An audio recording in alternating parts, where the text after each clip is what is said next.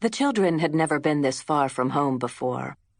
Liz had spent most of yesterday driving around, hunting for no-mess Crayola coloring books, praying they weren't too juvenile to keep a 6- and 8-year-old occupied in the car, then running up and down the supermarket aisles in search of bars and snack pouches in case they couldn't find food on the road, or in case they did find something and Paul wouldn't allow the kids to eat it. Now the hours had ticked by, 4 of them, and it seemed they were no closer to their destination than they had been when they left home. Descending from the mountains of Weedskill had presented a stark contrast, and it felt like they were really traveling. But the view outside the windows ever since had been made up of little besides cornfields. Liz wouldn't have believed how bleak acres and acres of green could appear when the crop was so unvarying. The road they were driving on hadn't dipped or risen for 30 minutes. It was a flat length of asphalt, inky mirages always shimmering just ahead. "Mommy." "Yes, sweetie." "I wish we could see some real trees." As tired as she was, and they weren't even at the hardest part of this day yet, Liz smiled reflexively. Allie, her gardening partner, her green-thumb girl. To say that their youngest had a desire to be out in nature was like saying she had a desire to breathe. Sometimes Liz looked into her little girl's eyes and saw a tiny version of herself in the serious brown lenses. "Mom." Reid's turn now. Liz glanced in the rear view, but it wasn't angled to offer a glimpse of her son. "What is it, hun?" "I'm bored." "Me too," Allie chimed in. "Everything looks the same out my window." The flatness was getting to Liz, too.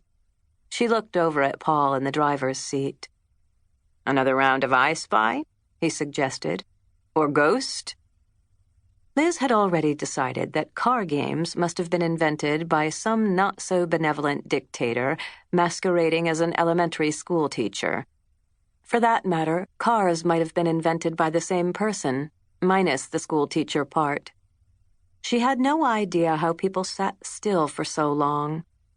Her body itched to be moving, knees sinking into the soil, hands digging in the ground. She had sympathy for both kids, who up till now had actually been pretty good. "How about we sing?" she suggested, channeling the voice of that dictatorial teacher. Liz Daniels, schoolmarm. Boos and groans from the back seat. Paul responded belatedly. "I might have to let you out here if you do that." Liz laughed. "Mom, I'm hungry." "Me too," Allie crowed. Liz looked at Paul, but her husband had subsided into silence, eyes fixed on the long blank road. "Bored and hungry, huh?" she said, twisting to peer into the back seat. A sight through the back window made her frown for a moment, but then the unhappy faces distracted her. She reached for a light tone. "Boy, you guys are really a mess." "Mom." "Mommy." The protests were fast approaching a whine. "Paul," Liz said, squinting at the back window again. Her husband didn't answer. Liz's gaze darted to the rear view. "Paul," she said more urgently.